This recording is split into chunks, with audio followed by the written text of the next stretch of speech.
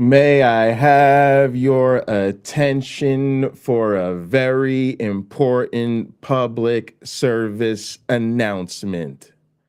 We are taking over the internet, and the United States champion of word wrestling entertainment has returned for another edition of the Pocket Locker podcast. I am your host with the most, all the way from the East Coast. And as always, folks, I am in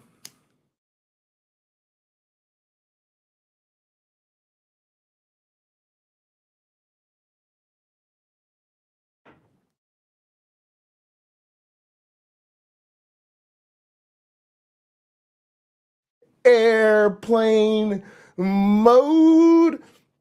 So good to see y'all. Good to be back, gang. I see a bunch of y'all have filed on into the chat and into the stream. Great to see you. See Gabby's in the house. Good to see you. Whew. Gang, today we have to talk about the myth of the down white liberal. We are going to get straight into it. I'm going to let you know what's up. Here's the thing. I found this great video by this guy. Oh my goodness, why'd I forget the damn name? I'm the worst person ever. Professor Black Truth. Yeah, get at it in the title, Professor Black Truth. And as soon as I'm hearing all this talk about Bill Maher, I'm thinking about the things that are going on in this here community, gang. You know me. We're always talking about what's going on in this community and how it relates to the bigger picture, as well as what's going on in the bigger picture and how it relates to this community. So let's go ahead and jump into it. Oh, yeah.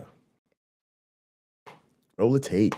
Family and fellow soldiers, I'm the professor, and this is the moment of truth. Richard Spencer, the arch-white supremacist fiend of our time, once said that the alt-right wouldn't come into its own until after they disagreed with Donald Trump.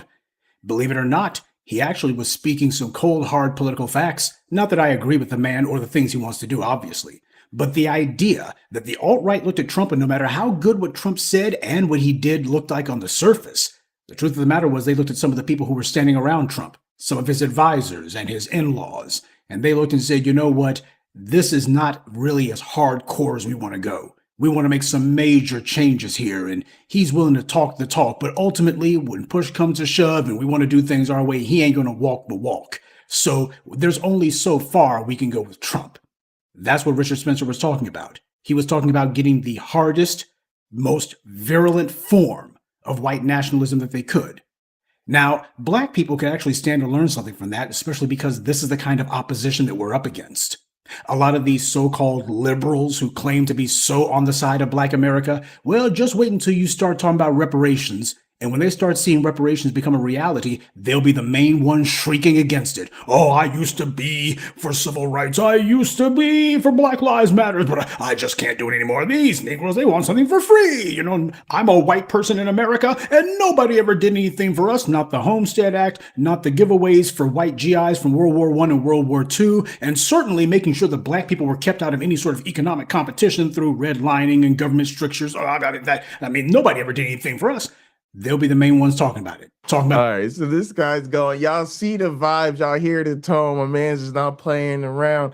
But look, part of what's so interesting about this is because we're gonna be talking to a bunch of different people today, right? There's this chastising of the liberal who thinks there's down, but then there's also this thing we're trying to reach out and bring in the people who are really our allies, who are really fucking about the cause. And one of the things that I think so often they miss is how racially motivated the other side is.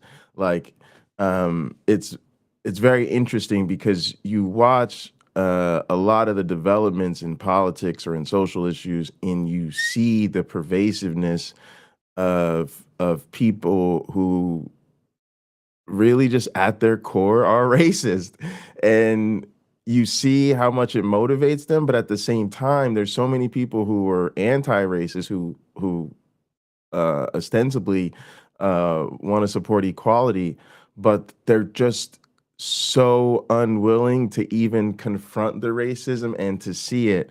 And this is what it's like, you know. The reality for a lot of us is we live in a world where Donald Trump was elected president. Let that sink in. He was largely elected president without any qualifications, literally absolutely no political experience, based largely on white grievance.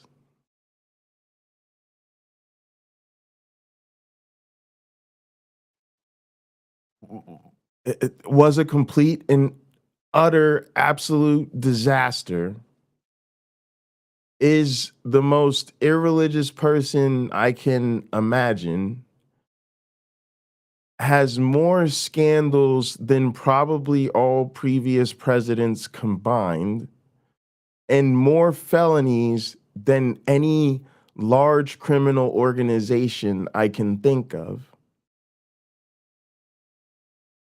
Yet they insist on making him president again. Let's be real.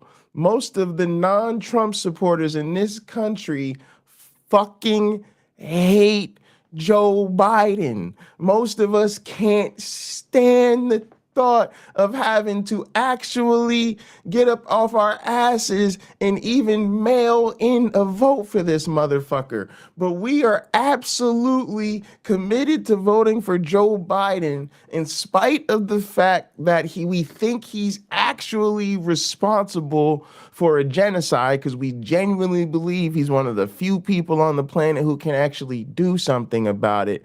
And we have to vote for that motherfucker because that's how bad it would be if Donald Trump became president again. Yet we are losing sleep, sweating, calling our friends and family, donating. We're worried because, again, every poll, every indicator we get suggests these motherfuckers are neck and neck.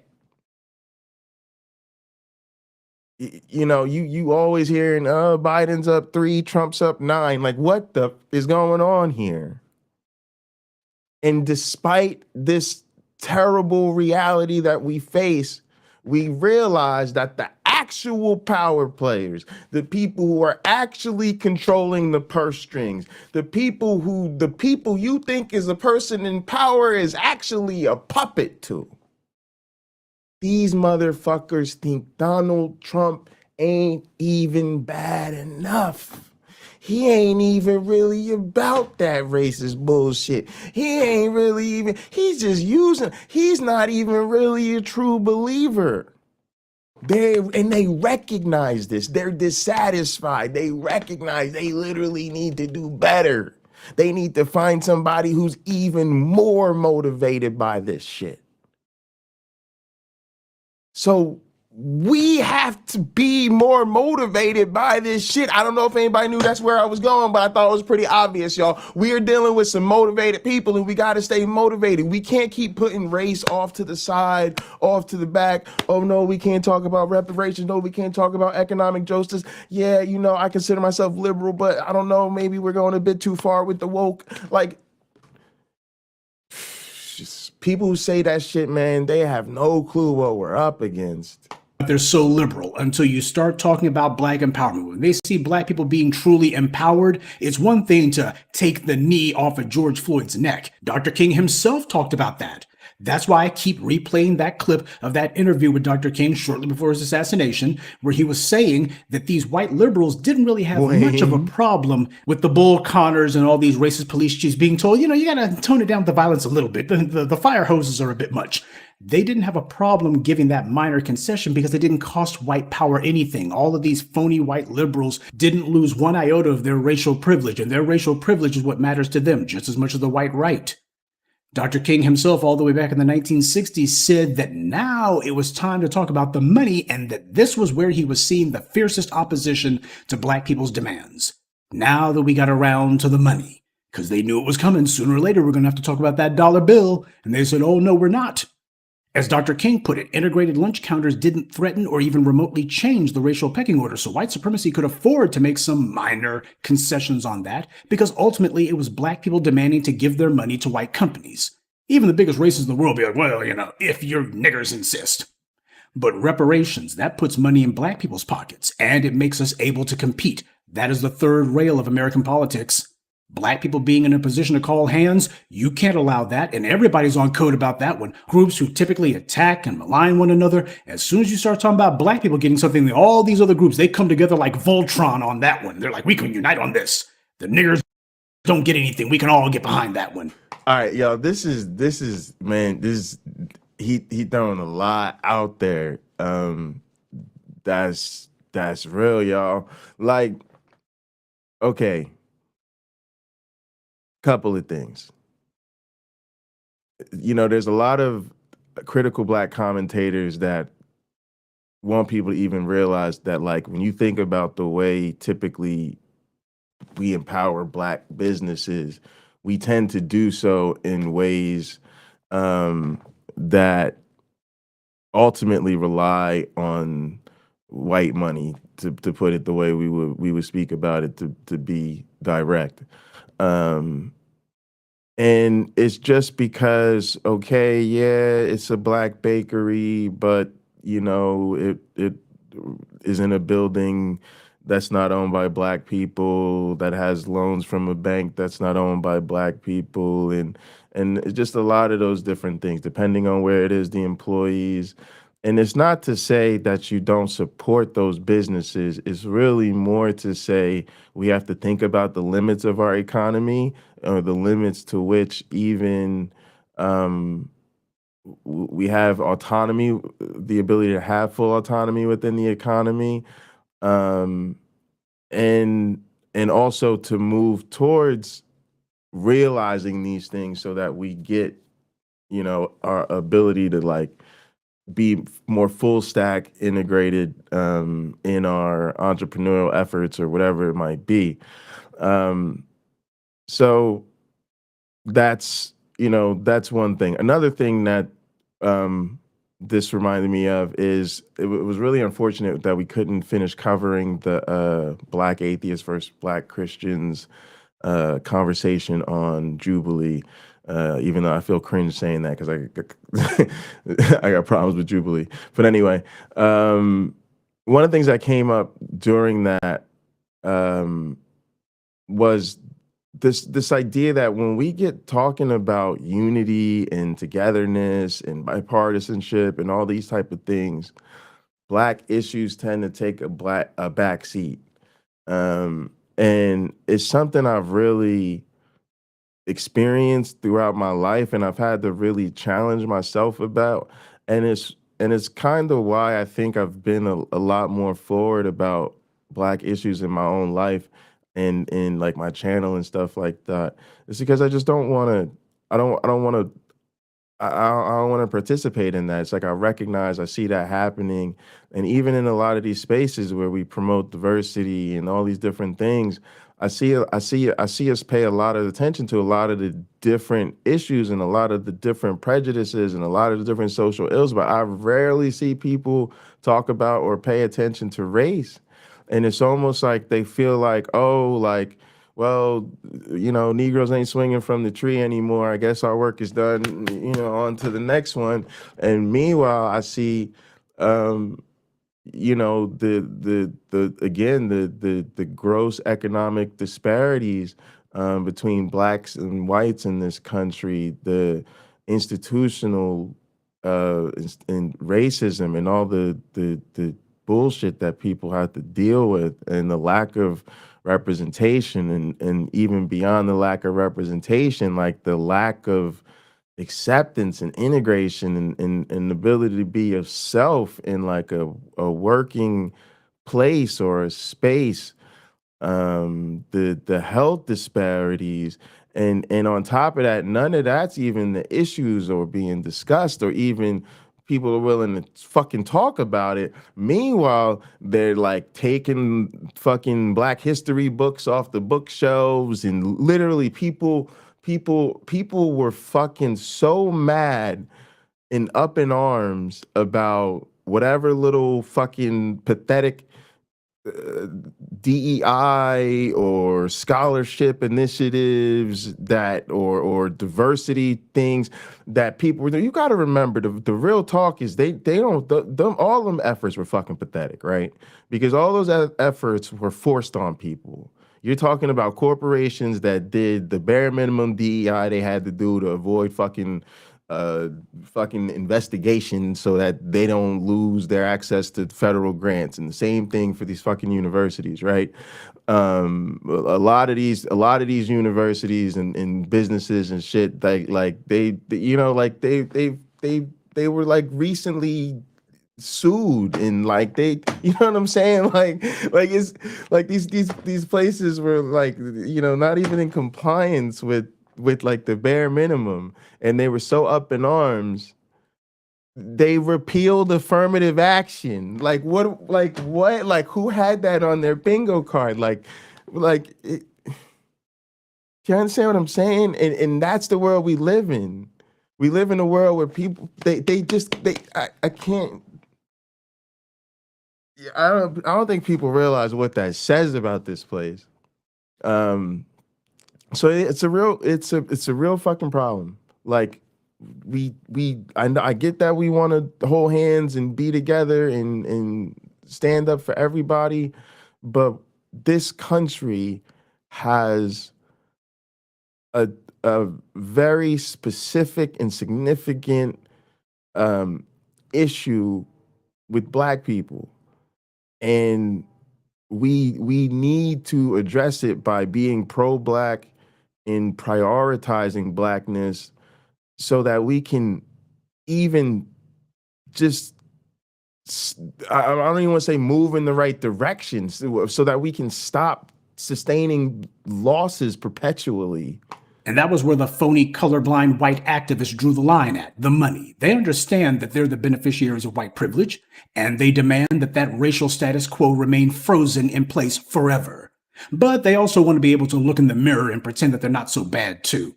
They didn't go ballistic for reparations for Red Indians or reparations for Japanese Americans. The U.S. has a Holocaust museum. A Holocaust museum for a Holocaust that happened in Europe, and sends billions of dollars to Israel. Nobody says boo. The roads and bridges are crumbling underneath our feet. But that's okay, we got billions of dollars to go to make sure that Benjamin Netanyahu's war machine is cherry. It's only a problem with Black people stand to benefit. You can make reparations to anybody on anything, but the second you say something about Black people, oh, forget it. Then we hear phony moralizing and all the rest of it. And this antagonism against Black people is always just under the surface. You don't have to dig deep to get to it. And that brings us to Bill Maher. Yeah, Bill the bigot Maher, who claimed to be non-religious for so many years. Oh yeah, he was big about that. I'm not really denominational. I'm not really into religion, not really. He made a pretend documentary about his ambivalence towards religion, and yet he identifies as Jewish, openly. And he can best be called a one-issue voter, with his issue clearly being Israel. He spent the last 20 years ranting and raving like a lunatic about Muslims and radical Arabs being the biggest threat to America, but even after the Charlottesville riot, Bill Maher refused to admit that, as the FBI itself reported, the biggest internal national security threat to the United States aren't radicalized Muslims. So this is interesting. I don't know, like like I don't know, religiousness is like whatever. I remember when it was like a big deal. I don't really think anybody cares about it anymore. As far as I know, Bill Maher is an atheist. A lot of people who are culturally Jewish, it's part of their heritage. Identifying as Jewish doesn't necessarily mean that somebody's religious. But it's interesting to me that he thinks that Bill Maher is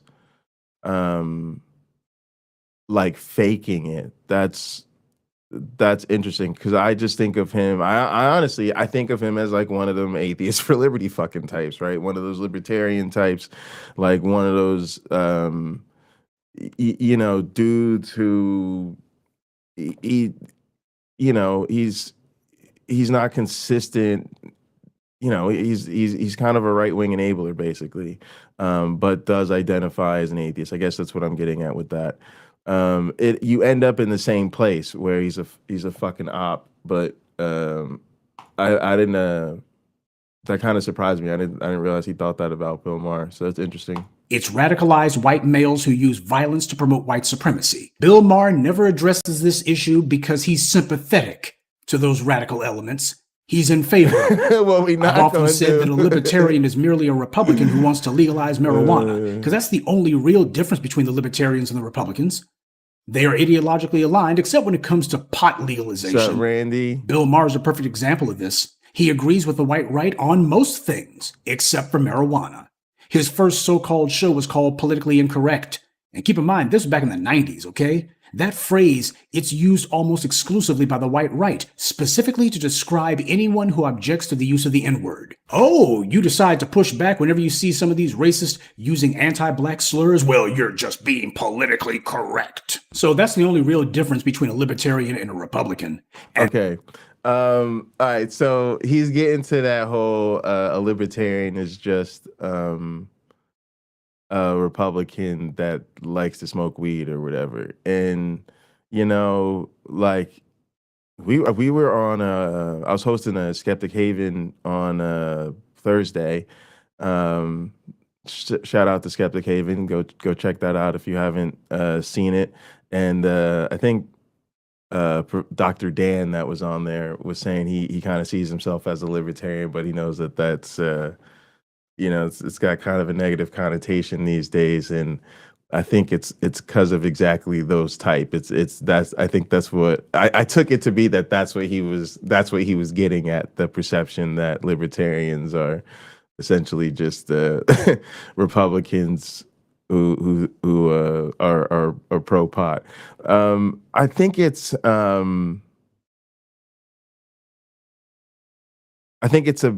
a bit more than that, obviously, but I do get why that ends up being kind of the cliche. Anyway, I think the bigger issue with Bill Maher is, like he was saying, the fact that he actually is with the right wingers. And so it's a problem because even somebody like, okay, so like Bill Maher, for instance, like he just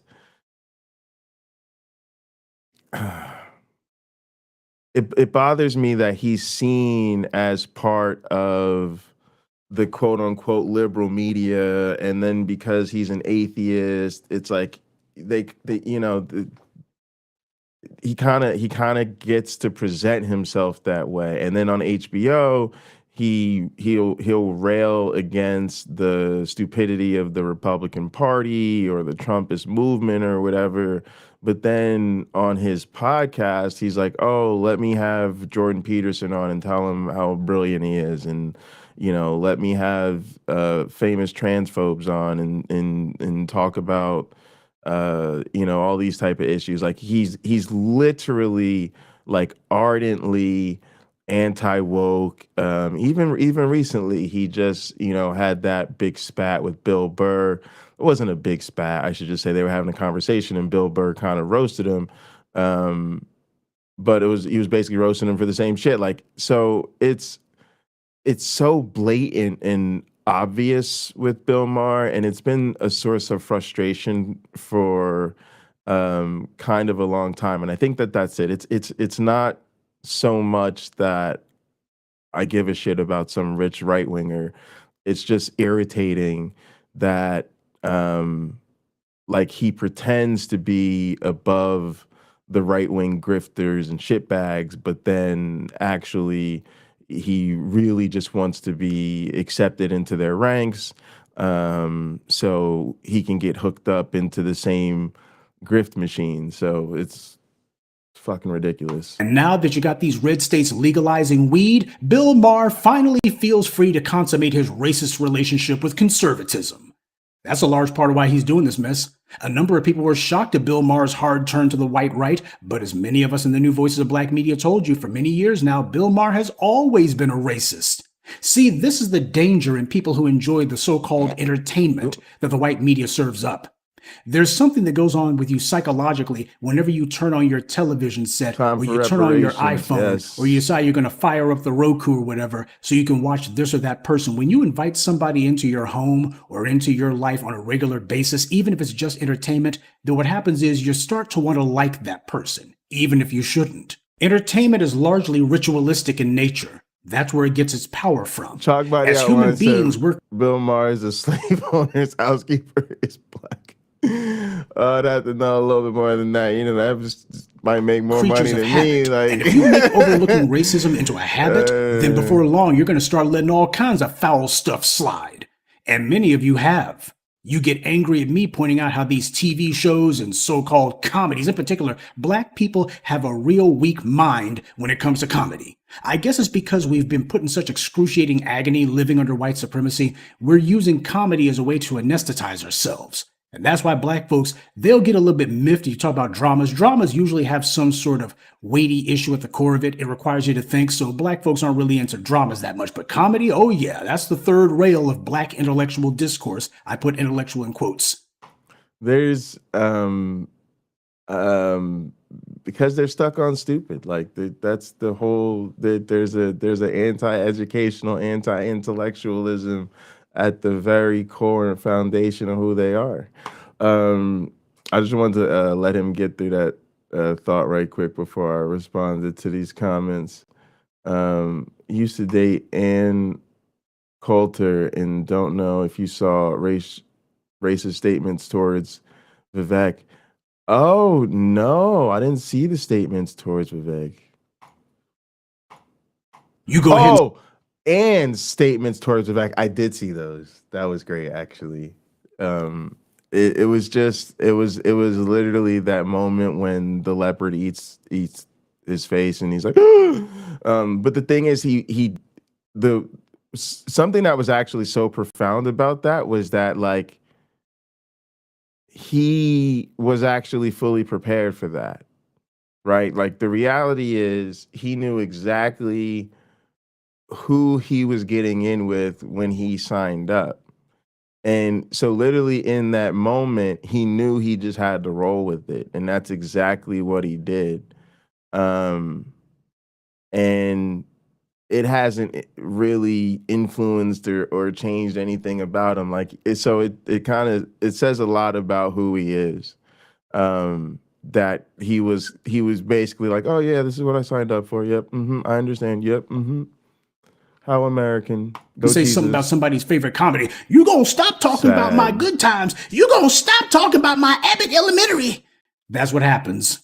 You get angry at me pointing out how these TV shows promote and teach anti-black racism, but you're not bothered by the actual anti-black propaganda that I'm calling out. All right, boom, boom. And that is a huge point about what applies to our community. Let's hear this.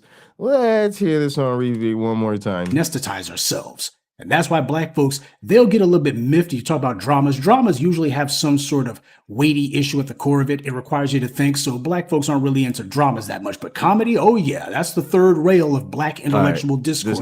I put intellectual in quotes. You go ahead and say something about somebody's favorite comedy. You gonna stop talking about my good times. You gonna stop talking about my Abbott Elementary. That's what happens. You get angry at me pointing out how these TV shows promote and teach anti-black racism, but you're not bothered by the actual anti-black propaganda that I'm calling out. All right, and this is what I've realized is a serious this is where we get into like the seriousness of what's going on even in our spaces, y'all. Like, to be real, it's very overwhelming. Like, I wanna say something affirmative to start, just because I don't want it to be lost in the sauce.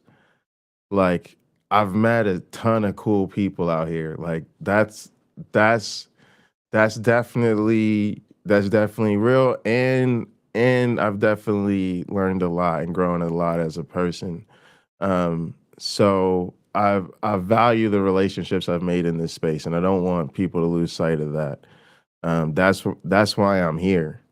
Uh, but there is, because we've been thinking more critically about our engagements and talking a lot more, not just offline amongst ourselves, but also trying to talk to our friends and other content creators about these things, you realize what you're up against, and it's a lot.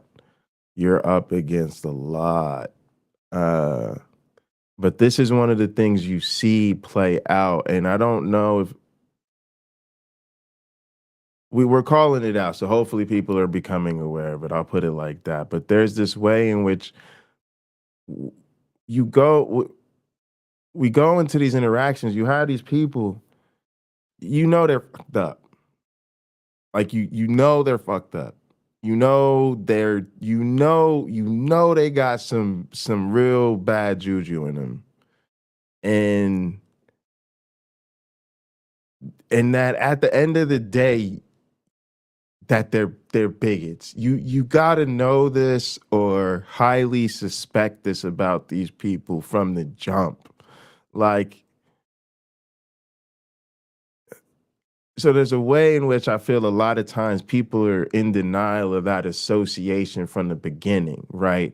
Like, think about it. You talking to some Christian precept fundamentalist, the Bible is everything type, um, super conservative. You look at their shit, they're all fucking anti-vax and anti-woke and like, come on, you should know what time it is.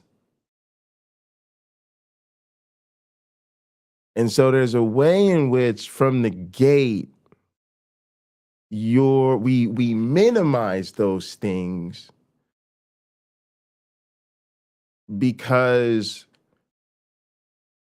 we're prioritizing our need to engage in the blood sport of the platform, right? There's like and again, there's a huge spectrum of the shit, and there's a lot of nuance, and I'm not trying to throw anybody under the bus. It's not personal. We've all done these things. It's just trying to think collectively about what's going on. And so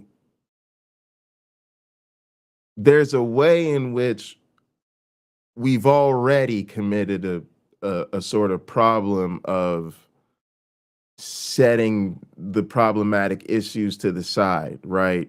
So that we could sit down with the fucking Nazi and talk about epistemology or some stupid shit, right? Um, or talk to a creationist about evolution, right? Or whatever it is.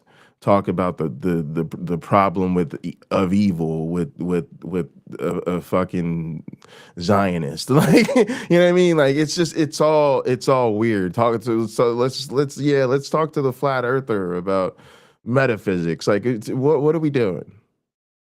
Um, and then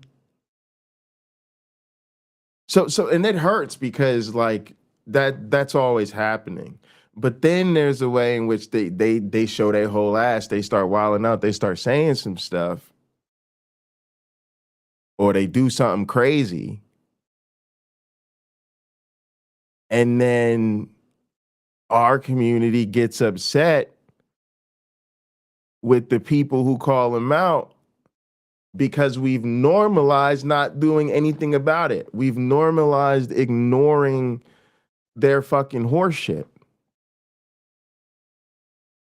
And that's exactly what this guy's talking about.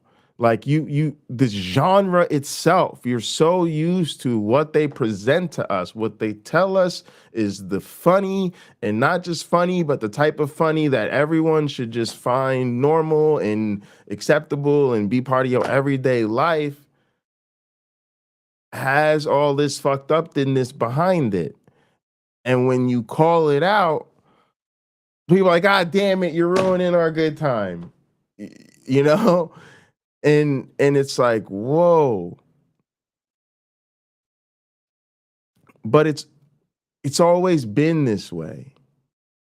And that's the thing that the people who I want to say are new to the game, right? Because another part of what goes on in our community is like a lot of people who are on side, because I think that's a convenient shortcut of whatever the issue is. They might be new to it, like like they were fucking fundamentalist fascist pigs themselves 2 years ago or whatever it is. And so there's a way in which they were brought up with a lot of this stuff, and so it is normal.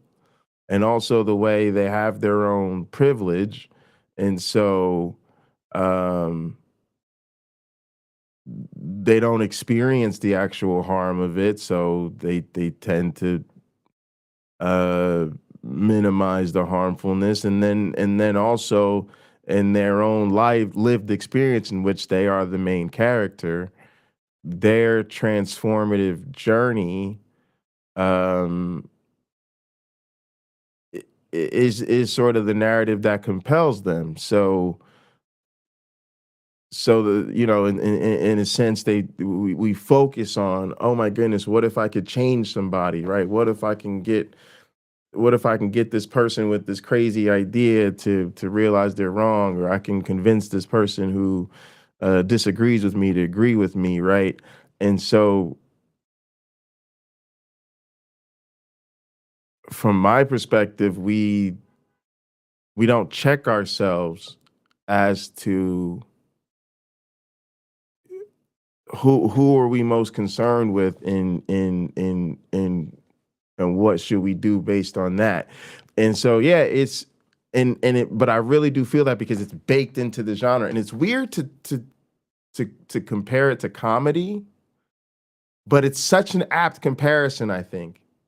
Because if you think about it, like, comedy is taking either the mundaneness of the realities of our life, but oftentimes the painful things, or the sort of the deeper aspects, and making them entertainment, making them into something to laugh about. And in a way, our community is very much that, in the sense that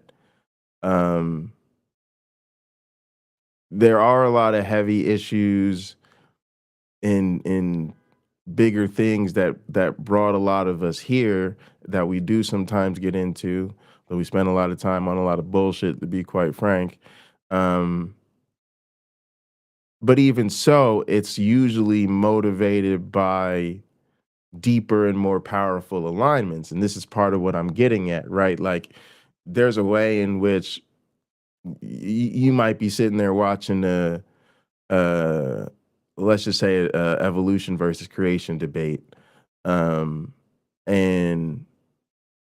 but in reality, there's more there, right? There's it could be an atheist versus a religious person. So there's the undertones of science versus the religion. There's just undertones of left versus right. There's just undertones of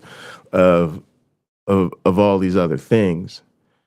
And that's our entertainment, right? Like, that's what you choose to watch in your spare time, or the social experience for a lot of us. So maybe that's where you choose to congregate. Um, so it is like comedy, in the sense that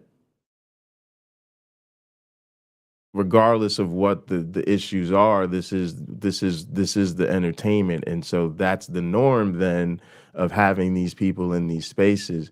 And it does, again, it normalizes it, because those people, there's always that other side, and their followers and their disciples and whatever else, it does normalize it. They might be a bigot, but we gotta have somebody be pro flat Earth if we're gonna have the debate.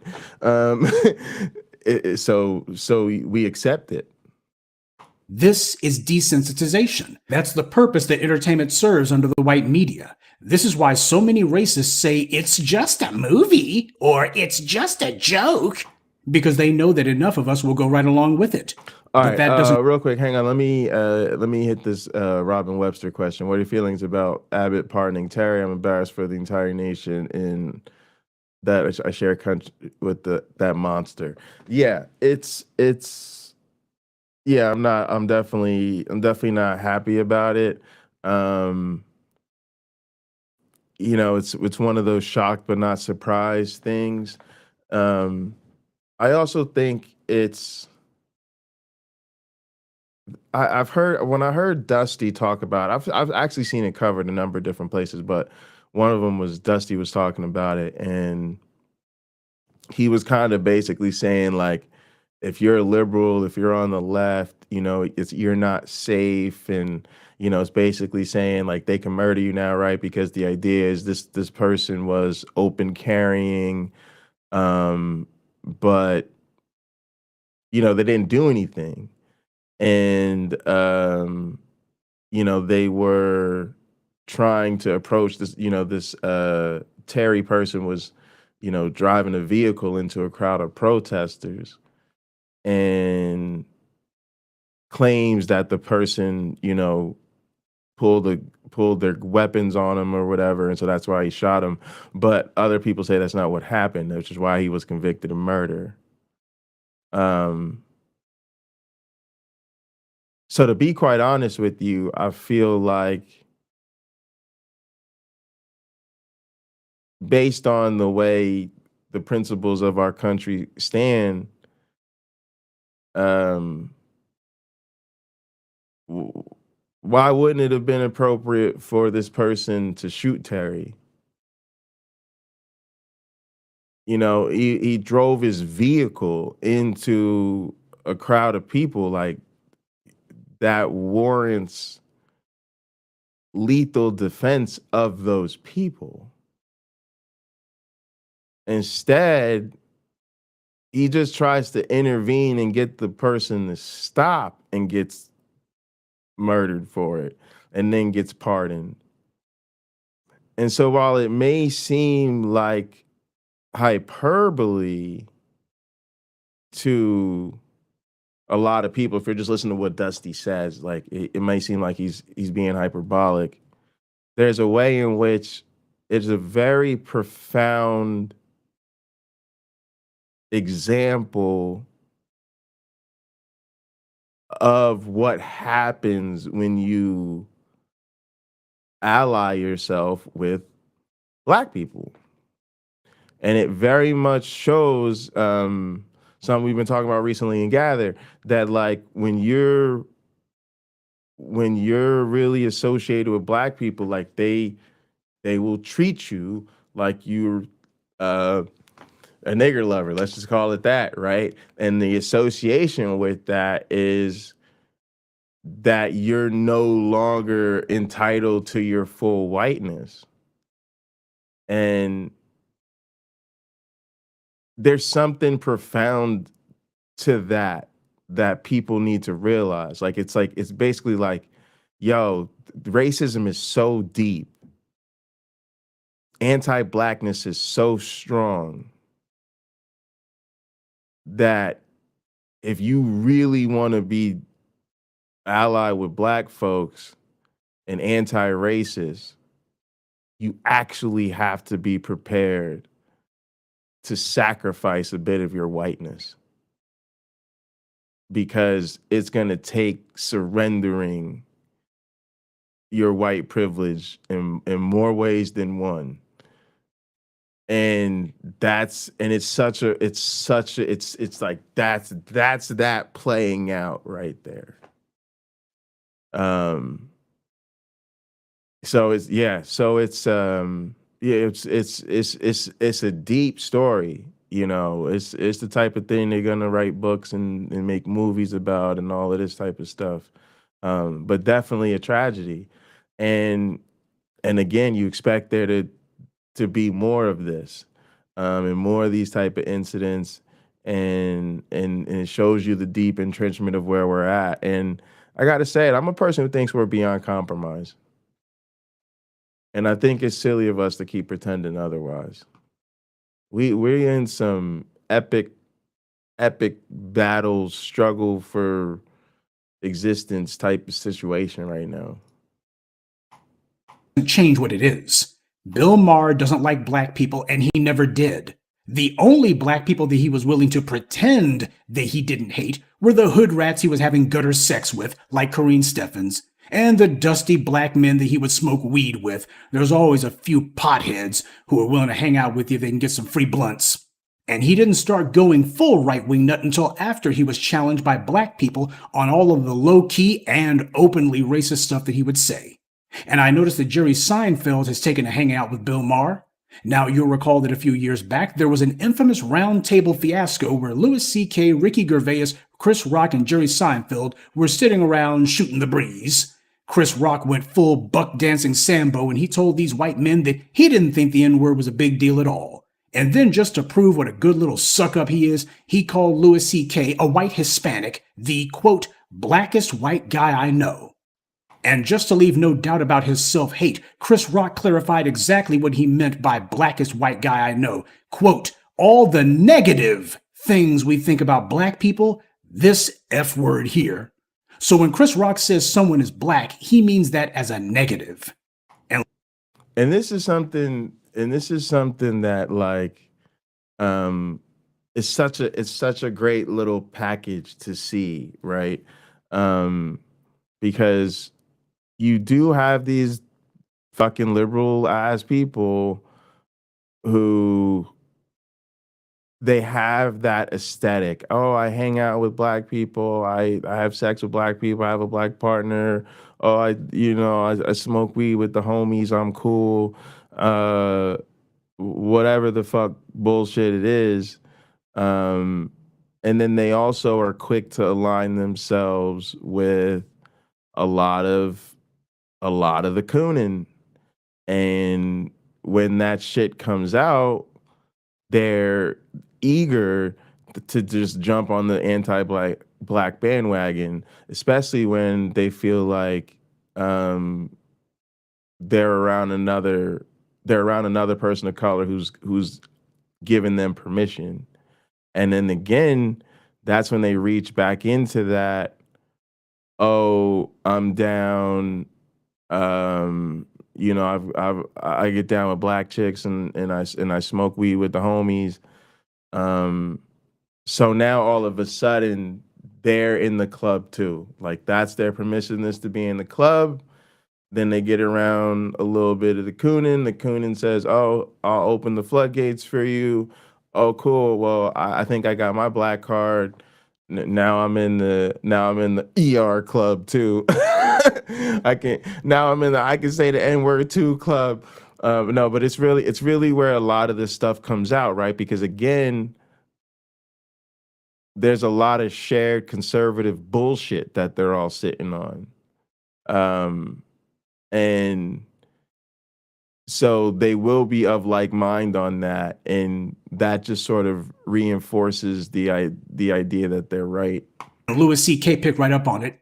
He followed up on Chris Rock's dig at the black community. Hey, he recognized exactly what Chris Rock was doing, giving him an opening, and he took it, saying, "You're saying Facts. I'm a nigger?" Now, Chris Rock had not used that word, but that's exactly where Louis C.K. went with it immediately, because he correctly picked up on exactly what Chris Rock was intimating at. Not that he was really intimating, he was just coming out and saying it. When I say black stuff, we're talking about something negative. And of course, a lot of these little racists, they've heard Chris Rock's little routine about niggers and black folks. Every one of these little racists has heard it. So to them, that's a guilty pleasure for them.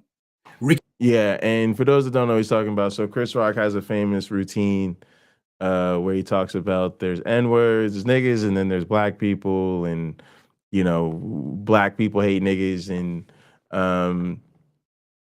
to be honest, it's a lot. It's a lot. Like, because I don't really think of Chris as necessarily the most anti-black as much as I think of him as just being like a lot of black folks who say a lot of stupid shit, and sometimes they don't even realize themselves, um, you know, how problematic it is. Um, Not that I care, because I think a lot of this interacts too with wealth and shit like that. But yeah, so a lot of people do harp on that because it was funny at the time. Like, and there's and again, it's a funny joke. Like, it is a funny joke, especially because of the anti-blackness and the sort of class war and the class consciousness that speaks to in black folks. But again, like so many things where um something that speaks to a nuance in black culture gets into the popular media or the mainstream psyche, um, you will see conservatives and anti-black people jump on it and weaponize it. Um, so it's sort of a um, and this is where a lot of the rhetoric about when people want to put restraints on things, when people want to sort of say this is why this is why we can't speak necessarily uh, safely and genuinely and authentically around them people or on public platforms or whatever, because it can get used against us. This is what motivates a lot of those people. I think they're wrong because I think, again, you're centering on the wrong people. Like, fuck making them comfortable. We only have one life to live. We should focus on centering our autonomy to be our authentic selves. But this is where they get this is where they're coming from. Ricky Gervais also joined in with the racial slurs. See, this is these white racist sick idea of humor. And these are the people who make the entertainment that so many of you are addicted exactly, to and can't do without. And you'll attack me if I dare to so much as disparage it. Lets you know what Negroes think is important to them. Now, the reason that I bring this up is because a number of people noted that there was one person at that little table who refused to join in with the fun. Jerry Seinfeld, who was sitting right there while all this was going on. He was asked about it, and he said he doesn't use the N-word, that he hadn't found any humor in it, and he doesn't look for any humor in it. Now, people gave Seinfeld moral credit for that. After all, he was in a room with a bunch of other guys doing this mess. He could have easily gone along with it, but he didn't. Though I got to tell you, a lot of people were giving him a pat on the back, and to me, I'm like, hold on, now you're doing a little bit too much. You see, to me, these moral stands from certain people don't mean much. There's some people in the entertainment business whose entire shtick, whose gimmick, is to be edgy and transgressive and outrageous. That's where the Louis C.K.'s and the Ricky Gervaises come in. The gutter trash of the industry. Louis C.K. does pedophile jokes, for God's sake.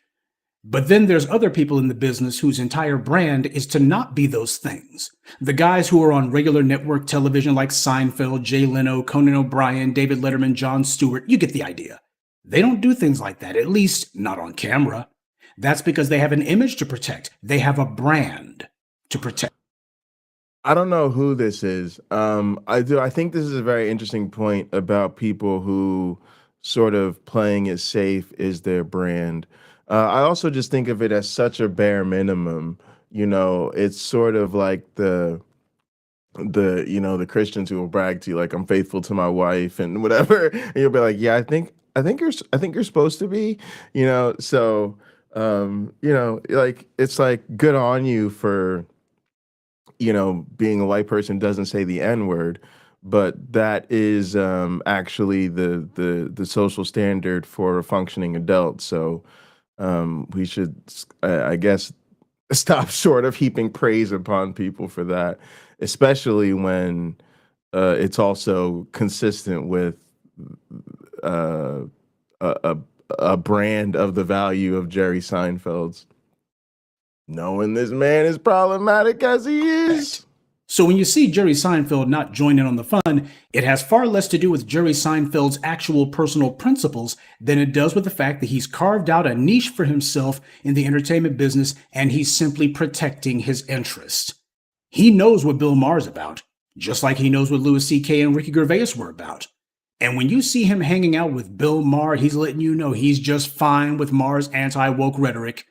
Apparently, he finds some humor in Who that. y'all talking about? Y'all talking about Seinfeld or y'all talking about Chris Rock? They're both up there. But yeah, it's tough to say. Like, so we were having this conversation in Gather the other day about like who's the greatest basketball player, because I think Wes, little spark ass, trying to spark some shit, asked me if I was a Michael Jordan or LeBron James person. But yeah, I'm actually one of them comedy. Like, I love comedy, and I will kind of ask somebody, like if I meet somebody on a dating app or something, that might be one of the early kind of icebreaker questions I'll ask them to get to know them, is to see who their favorite comedians are. So I can definitely be suckered into a lengthy debate about comedians. Black people are always making assumptions that we shouldn't. We assume that someone is down because they give a few insincere words about how black people are mistreated. Or when they're in the middle of clowns throwing around the N-word, they refrain from joining in on the fun on the grounds they would never do that. Well, Thomas Jefferson never used the N-word. Does that mean he wasn't a racist? David Duke's never been caught using the N-word. Does that mean he's down too? Of course not. We see right through these fakers, frauds, and phonies. Yeah. See, Louis C.K. Yeah, he was kind of getting hot, but hadn't had this sort of sustained career yet. Although, like these dudes make comebacks. These dudes make comebacks. They really, really do. But yeah, I don't think it'll ever be what it was gonna be. They're not fooling anyone. Or am I to believe that Jerry Seinfeld was not aware that Bill Maher apologized, quote unquote, for his use of the N-word? Black people wouldn't let the Bill Mahers of the world hide behind their so-called black friends, because that's what they always do. They claim that some unnamed black person, who's never around, mind you, told them that it's okay for them to do the racist stuff that they do. Oh, shit, gang. Like I said, we got to talk about how this shit is relevant to what goes on in our community. So way back in the day, I think it was last year or whatever, when we were dealing with the particular, how shall we say, a particular Coon Clan cult crew. The Coon Clan cult crew.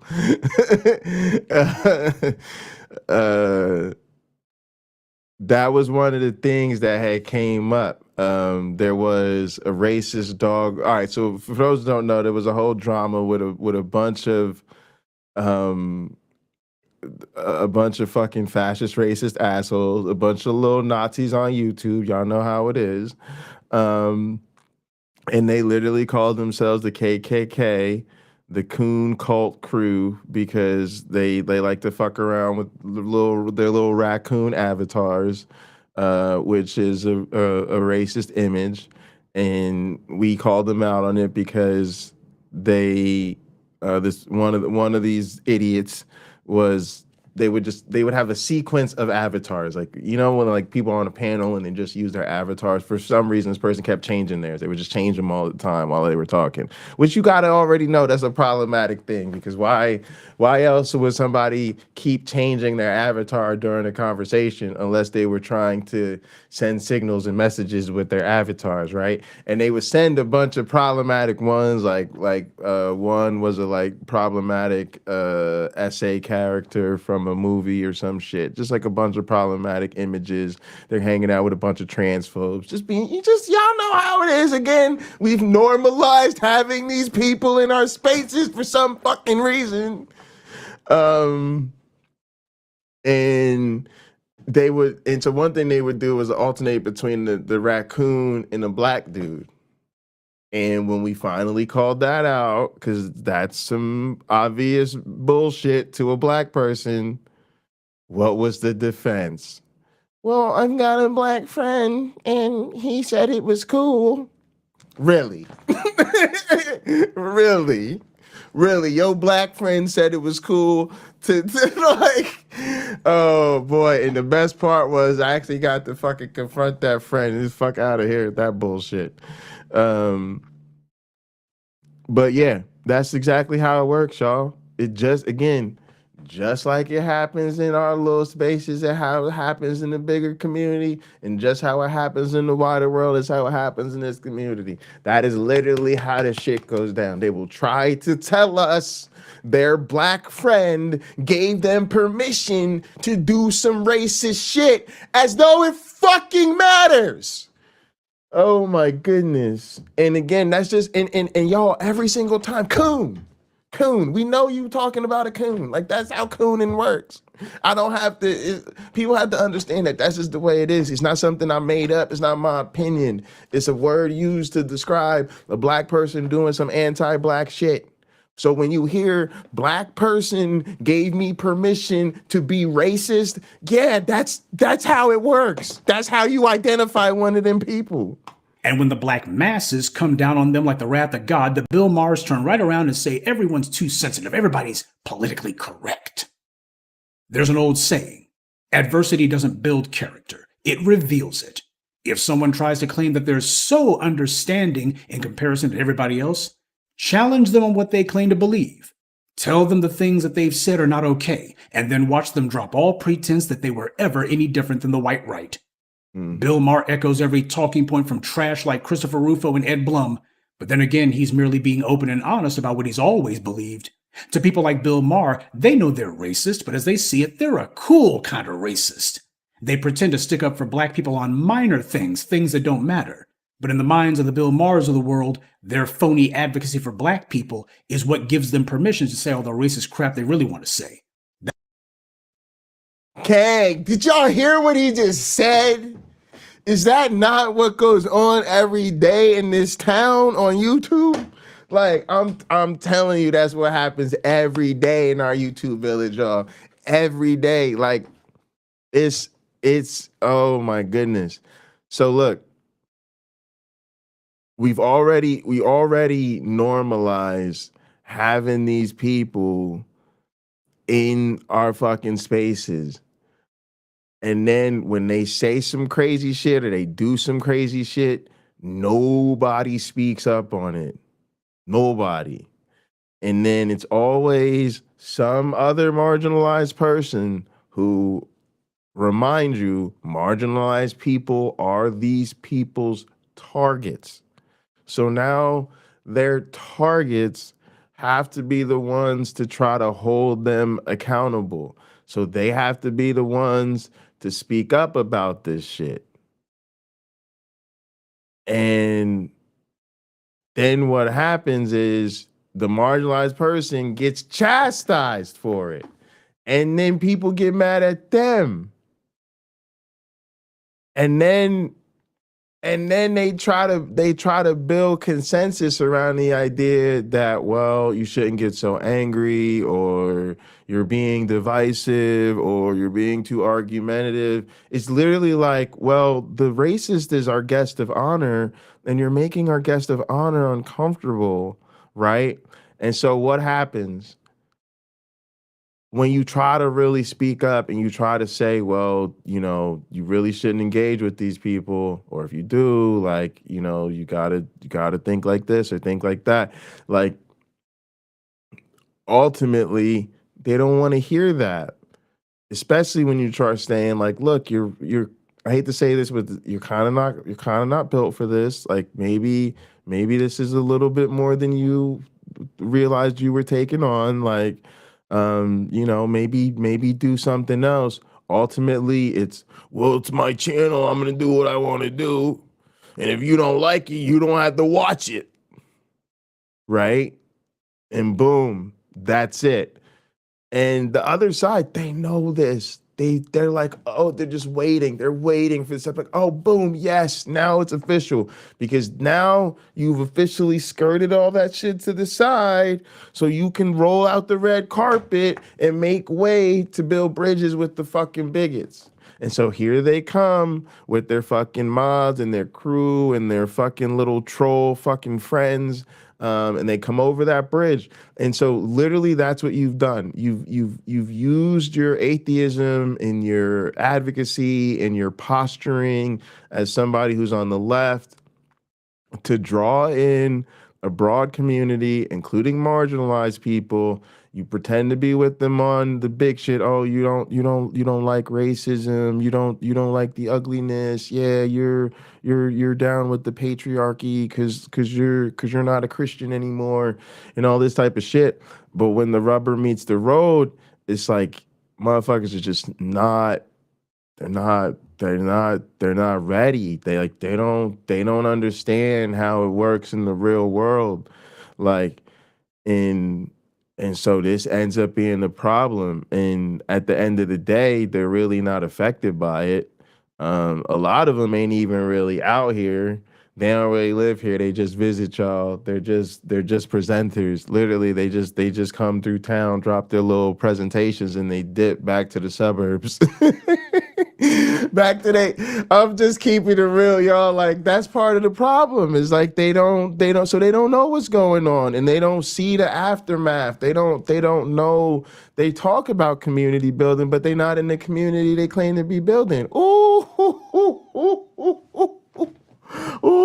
I'm cooking people. That's what goes on inside that empty head of his. People gonna have He's buying himself a couple of tokens to be able to say the N-word and trade in anti-black stereotypes because he said, well, black people are getting the brakes beat off them by the police. You got to admit that happens. Oh, that's worth about 2 or 3 N-words and a couple of little jokes about hood rats and black men and weed. And when black people pushed back and told him that that won't be allowed, when they told him that his tokens were revoked, he felt not just embarrassed, he felt indignant. Black people are not supposed to disagree with him and certainly not supposed to talk back. Yep. And they don't recognize that we know who the coons are. And we're not finna let you use a coon to get a hood pass. That's not gonna happen. It's never gonna happen. Like B said, they're non-transferable anyway. You know what I'm saying? And really, the only thing you really got is who you rocking with. And if who you rocking with ain't got no cred, you ain't got no cred.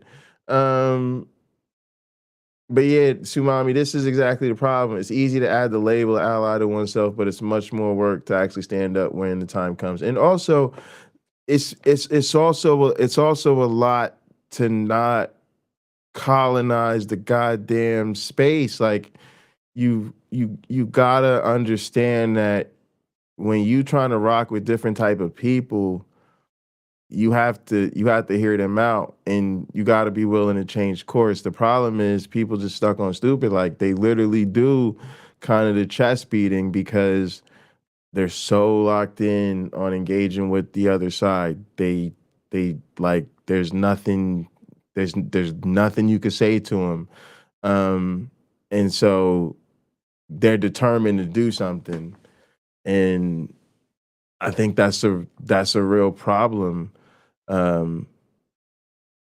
But yeah, it gets even more urgent, and it really, I hate to say it, it's when they getting played, because a lot of these people are realizing they can actually show their whole ass. They can go off, they can start insulting people, and they get away with a lot of foul behavior. And so it's weird, but then they sort of treat it like they want to police you, or they want to police people. They want to police people who speak up, because for some reason they feel like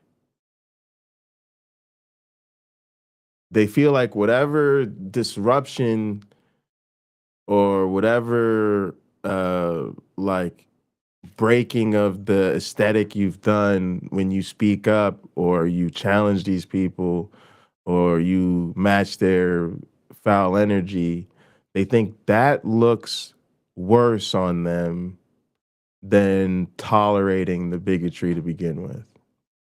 It's exactly what this person was saying about, y'all get mad at me for calling out your favorite shows, but you don't get mad about the anti-blackness steeped in your favorite shows. And it's the same energy. And it's a problem because, again, still centered on the wrong people. Then they start feeling bad for themselves. And then, to be honest, they start what I think of as an act of resistance. I don't normally talk about this, but fuck it, since we here, let's just go there. What happens after that is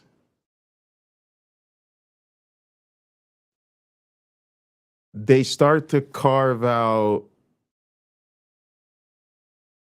a channel for them to do what they want to do.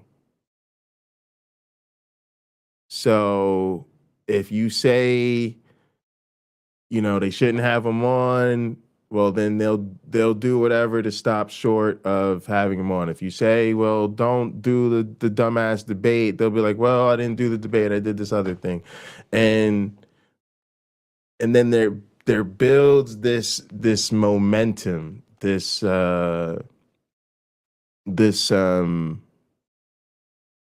you can almost think of it as like a consent by consensus. And if enough of them do it, then it's like you can't get mad at any individual for doing it. And I have seen this happen time and time again. It's in a way to think about it is, these people come in, they start invading our spaces. There's an initial, you do something about it because the intensity of the interaction with these people is intensifying, and you initially rebuff it.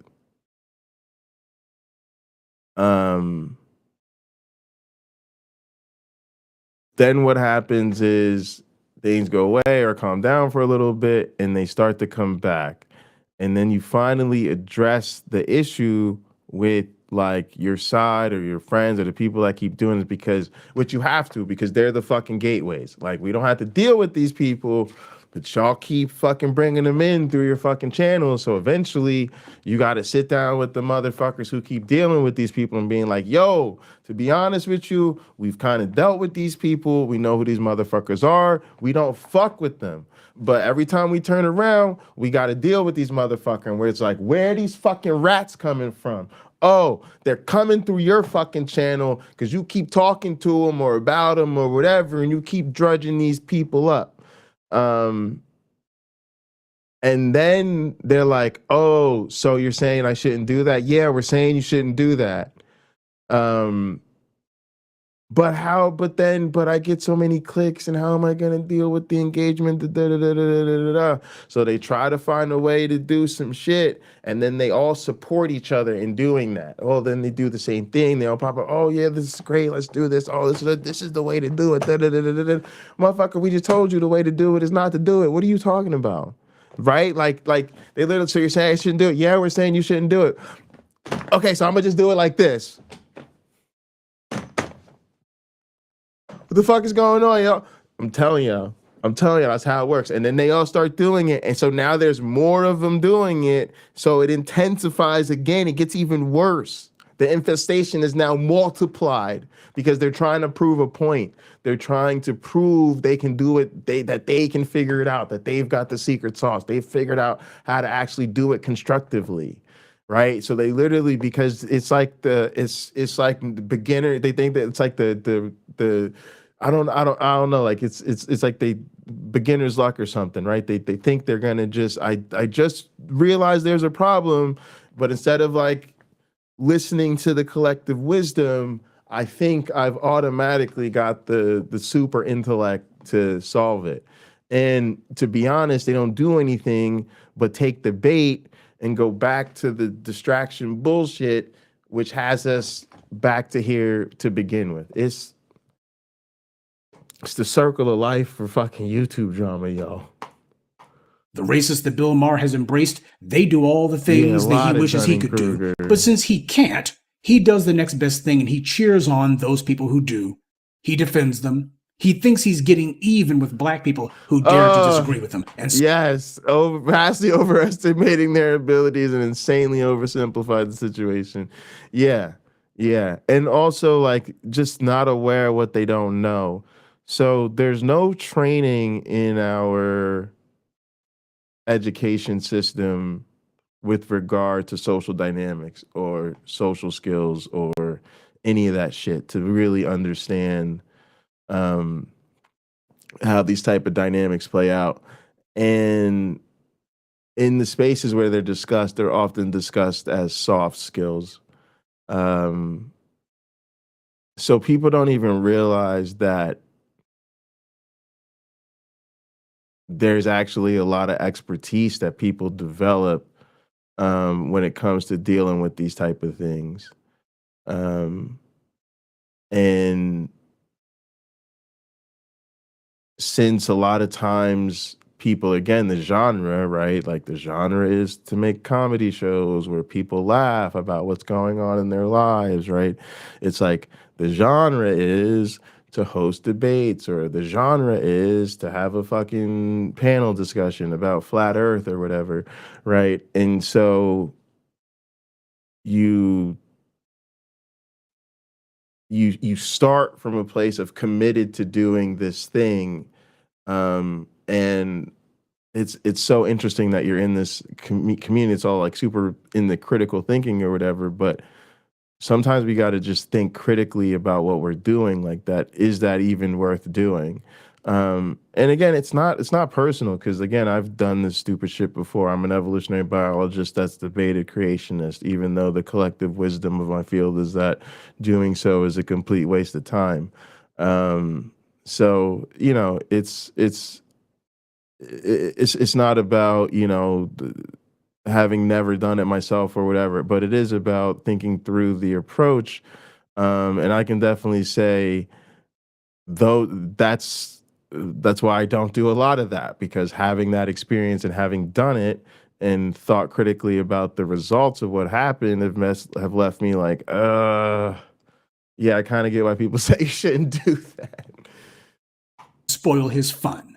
But he will get worse before it's all over. And make no mistake, he can get a lot worse. Mark my words. At some point, Bill Maher is going to start talking full-blown black people are inherently inferior to white people stuff. Before it's all over, he's going to do that. It's going to happen. You heard it here first.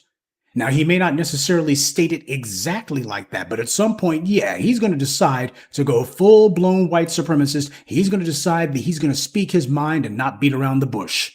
I think he's already there, y'all. To be honest with you, I think with Bill Maher, I think he's fully on the like Jordan Peterson, transphobic, like anti-woke bandwagon. I think he may pretend to play to the middle. God, to be honest, this gets into something so deep. I think a lot of this is about his relationship with HBO. What I really see happening with Bill Maher is, like a lot of mainstream media figures, he's realizing the changing landscape, and the sort of different level of financial autonomy that comes with owning your own podcast, for instance, versus being the host of an HBO show.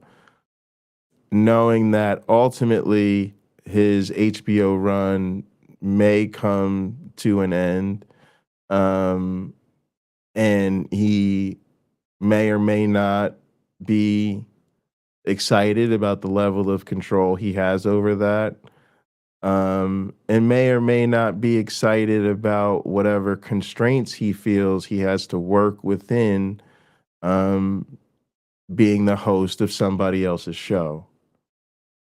But recognizes that while he's the host of a show on HBO and has all these other things going, he does tour and do comedy and stuff like that, that like this is the time he needs to build his independent platform and his own podcast or whatever, One, so that he has the thing that he owns all of, and two, so that he's got something to do once that's done.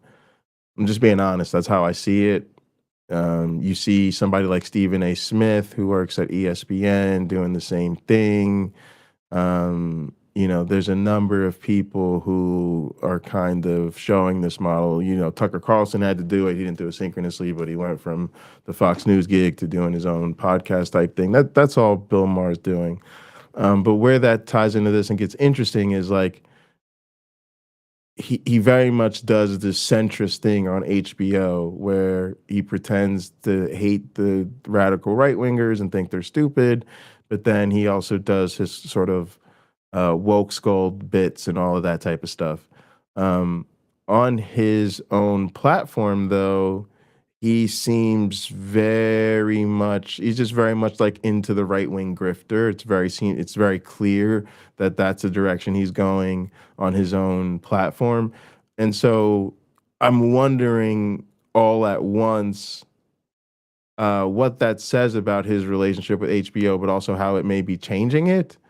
Like how long he can be there, like how long they think he can keep up the act. Or whatever. Maybe it doesn't matter. But yeah, that's what I really see happening with Bill Maher. And I think like a lot of people, look, I'll be honest, there's people on the right and the left that do the enlightened centrist thing. And it's horseshit. And I think there's more of that than we realize. I think that's another problem that we have in our community is that we genuinely have people that, okay, they used to be fucking religious fundamentalists and probably on some crazy shit themselves. They're no longer like that, right? But they do now think that it's sort of like it's intellectual, or it's an exercise of being critical to think that, I don't know, like maybe having a DEI office is too radical. Like, do we have to be pro trans people? Like, do we, really, like, isn't this whole ideology going a bit too far? Do we really need to be teaching sex education to 4-year-olds? I mean, like, so right, so they buy into that. Like that's a big part of the problem, right? They're concerned about the divisiveness, they're concerned about the division, they're concerned about how much we can't talk to each other anymore. Again, right? And all that plays into the bullshit, right? Part of what as a marginalized person in this country, it ain't never been about no fucking conversations. It's never been about sitting down with the people who think differently than you do and getting them to understand where you're coming from. No, that is some bullshit you do to gain resources from people who have already made that change. Okay, let me be very clear about that. I'm going to say it again. It has never been about sitting down with the people who think differently than you do and getting them to change their minds. That is some shit you always do to gain resources from people who have already made that change. Okay? It's always been about taking people who have realized racism is bad and racism is real and holy shit, it sucks to be fucking marginalized. And that's how you get them to donate to fucking causes, stop voting for fucking bigots, getting them to actually dine at a fucking black business, getting them to donate and volunteer for fucking causes and urban communities and shit like that. That is what you use that shit for. Our fucking enemies, no, they're committed to our fucking dehumanization and destruction, and they know that. And they recognize that your dumbass will let them continue to get away with it as long as they're willing to show up for a fucking conversation. And that's how you get played every single time. They've literally realized they can get you to fuck off and realize the actualize the limits of just how little you care. They know you care so fucking little that literally they could think all your friends deserve to fucking die.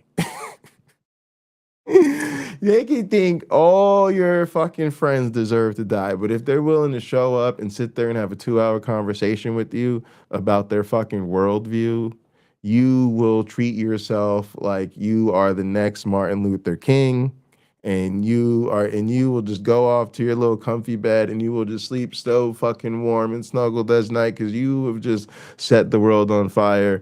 Meanwhile, they just going right back to plans of putting all your friends in the ovens. They just realized you was gonna make a whole lot of noise. Hang on, all I had to do was sit you down real quick. Let's have this conversation over coffee. Okay, all right. Now I'm right back to sewing red, black, and white armbands. Easy. There's been a number of these old white entertainers who have done stuff like that.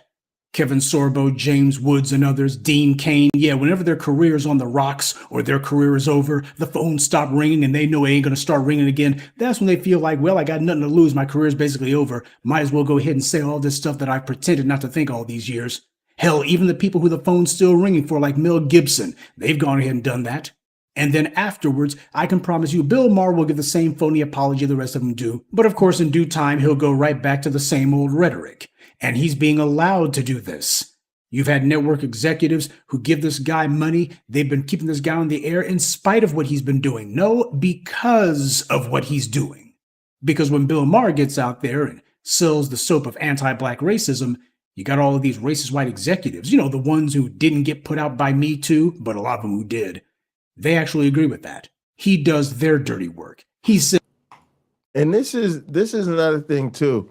Like, you see the same thing going on with, say, like a Richard Dawkins. You see this phenomenon where, okay, I'm gonna just make a crazy weird analogy here, y'all. But I was watching a video recently about how black superstars in the WWE always become jokes. They always become comedy routines. It was a pretty good video. But this is a similar phenomenon. But it's different. It's like the voice of particular movements, this always become like fucking way off base fucking old white dudes. Right? Like it's so weird. Like people literally still to this day will treat Bill Maher like he's a strong voice of like political critique and criticism when really he's just a right-wing asshole. People will treat Richard Dawkins like he's the epitome of like fucking evolutionary thinking and fucking scientific accomplishment when really he's a fucking old white dude who's a right-wing fucking bigoted asshole. People treat Sam Harris like he's another one of these fucking great fucking atheist heroes who has literally authority on the issue of secular morality. And again, he's like one of these right-wing leaning fucking anti-woke conservative assholes. And it's not a coincidence that they become they suck all the oxygen, they suck all the resources of these movements, and then they convert it to the opposition, like they're ops. This is the same thing you see with like the fucking Atheists for Liberty people. Like, let's suck all the oxygen of this centrality. They know a bunch of people want to pretend to be fucking enlightened centrist, come join our enlightened centrist atheist movement. We're all about neutrality. We don't have anything to say about anything. We just want to emphasize the separation of church and state. It's all about, we got to separate church and state. What do we think about that social issue? Nothing. What? No. What? Genocide? You said people are doing genocides where? Huh? No, we don't have a stand about any of that. Social issues. What? LGBT? Huh? No stances. No issues. All we care about is the separation of church and state. I promise you. Come on. This is the place. Come be an enlightened centrist. Okay. Oh, what's that? Oh, we're supported in run by right wing. What? What's that? Oh, we support the right-wing theocratic fascist.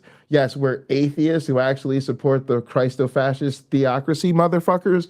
Yeah, that's what it always is, y'all. Because again, you can't compromise our humanity with people who think we're less than that. There's no middle ground between them two things.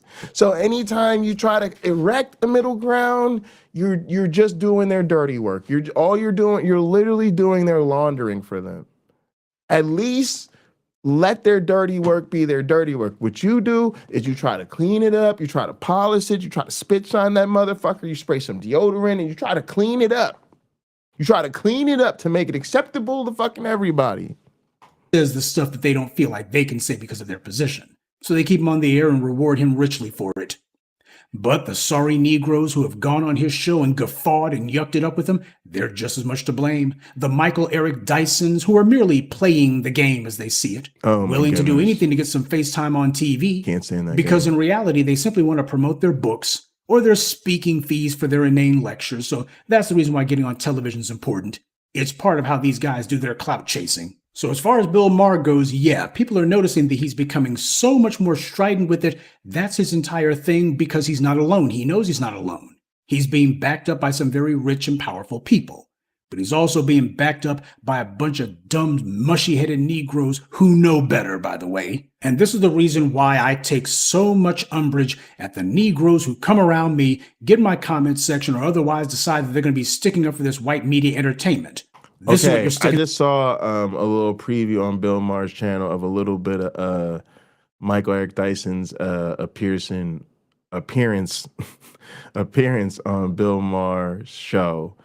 And I used to read him, Dr. Dyson, when I was younger. And so we're probably going to check that out after the show and gather. So there's a little bit of, I just on the spot decided to give y'all a little gather teaser. But yeah, let's go ahead and finish this up. Up for. When you decide that you just can't do without this or that TV show, especially if it's a comedy, this is what you're supporting. This is what you're perpetuating. It's way past time that black people finally got it through their heads that when it comes to anti-black racism, the white media isn't joking. Good day, and be one. I'd like to take a moment to mention some of our contributors. So interesting. Man, that's a thought. I hadn't thought about that. I hadn't listened to all of it, so I hadn't thought about that perspective. I think that's a strong take, like because you know it's sort of like there's no ethical consumption under capitalism, but personally, people consuming comedy and those type of things, even though I recognize there's a lot of stereotypes and stuff like that, it's never really, the consumption of it has never really bothered me. If anything, I've always thought of it as an opportunity to think about those things. And so it'd be more important to me that people think about those messages and what they say. Also, I think, and maybe I'm just a comedy apologist, but I've always kind of seen that about every culture. I think I've always thought of that as like one of the things that makes comedy kind of universal is that no matter fucking who you are, your ass can get roasted. And you know, and then there's always a difference about roasting communities aside from yours versus roasting communities you're a part of. And actually, I think both those things are valid when done right, although they come with different risk. Um, but yeah, it is interesting. Like, you know, like even like for instance, like when I hear a commentary about like, oh, like you know, black wrestlers always become comedy acts. Um, I don't think that means you should stop watching wrestling. I think that means they should realize that and be sensitive to that and broaden the stories they tell about black characters. I don't always think it's a problem to be a comedy act or something like that. So yeah, but I'm definitely going to think about that. I think that was a strong opinion to end on for the video. For me, y'all, I hope y'all see some of the things that I saw in terms of just how it relates to things that goes on in our space, because I think that's what it is, right? We got to remember the connections I'm drawing now may not be explicit, but they're there. Um, we consume content in our community, but also in a wider space, right? We have different news sources, different channels we watch, um, different communities that we're in based on where we live, where we work, go to school, whatever it might be. Um, and so we're operating in that larger context, and that's who we bring to these spaces when we're in these spaces. And the same can be said about the people we interact with. They're getting news from somewhere, having different discussions with friends and family, hanging out in their own YouTube and social media spaces, operating and living in their wider context, and they bring that with them. So there is that connection between what goes on here and what goes on like in the wider society, and then how what goes on in the wider society influences what goes on in our spaces. So yeah, hope some of those parallels are clear. Um, and I think we are, in a sense, dealing with the myth of the down white liberal. But I I think it's kind of a it's I don't know if it's just the TV host in me. Maybe I got a little bit of TV in me, y'all. Um, but I do like to think I find ways to think about things both critically and optimistically, right? And so I think there's a way in which it's fruitful to think about the myth of the down white liberal in the sense of exposing people who've been faking the funk, exposing the perpetrators, recognizing the people who uh you know, are saying the right things or claiming to have the right opinions, but are really not moving in the right ways. And we need to recognize, like, yo, they not really with us. That's not one of us, yo. We don't fuck with that person. Um, at the same time, I think there's a lot of people who really are down. There's a lot of people who really are trying to move in a radical way with regard to solidarity. I think there's a lot of people who are literally willing to build a new world order based on their wokeness, based on their sense of injustice. They're really like, yo, I realize the whole system is fucked up. And I don't know what to do, but I support doing something different, that's for sure. And they're about that life. And I think it's good for, you know, and I consider myself to be one of those people when it comes to areas that I'm learning about or becoming more conscious about. Um, and I think it's an opportunity for us to think about the mythology that we've taken on, the ways in which we allow ourselves to say certain things or be superficially down or superficially with the cause, but we stop short of advocating for real change or being willing to sacrifice or risk anything for real change, or ways in which we allow ourselves to benefit from the marginalization of others. Um, and so I think there's a way in which thinking about the myth of a down white liberal can actually um, help work towards removing the air quotes and be like, no, these people like really understand. I'll give you a perfect example to me. The motherfucking students. You know, you can say what you will about a lot of them students, but when it comes to a lot of issues of marginalization, we tell people to organize.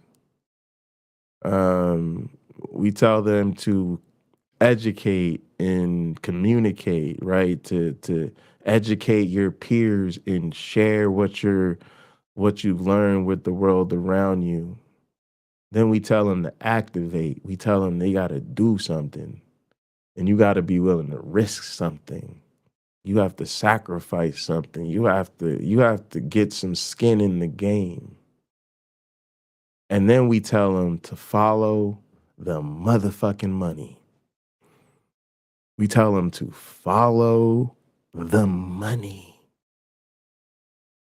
And them students did all of that, y'all. All of that and then some. And I think the part of the evidence of that is them, again, like you saw with the Black Lives Matter movement, them sparking similar protests and initiatives around the globe. And you see in real time through social media the response even from the people in Gaza, the Palestinian people dealing with what they're dealing with. So I think like that's an example. And again, there's flaws and errors and performative nonsense and you know, problems with centering on them. There's a lot we could criticize with that era, but again, with that effort. But I think overall, it's a clear example of people taking in real wisdom about these sort of things and putting it to use and fighting a fight that has garnered rightfully like respect, like y'all doing y'all thing, like that was okay, like, you know. So yeah, all right, so that's the silver linings, y'all. It's not all critique, it's opportunity to improve and get better for sure. Appreciate all y'all. Love y'all. Thank y'all so much for tuning in. I'm really just glad y'all decided to spend your Saturday afternoon with me. Please like the video, subscribe to the channel, leave me a comment if you're watching later. Love to see some more discussion in the comment section for those of you that missed the live. There's links down in there to show your support. Also, links in the description. You can come hang out with us after the stream and gather. Otherwise, we'll see you tomorrow at 3:30 p.m. for a hot program. Thanks again. I love y'all. Peace out, everybody.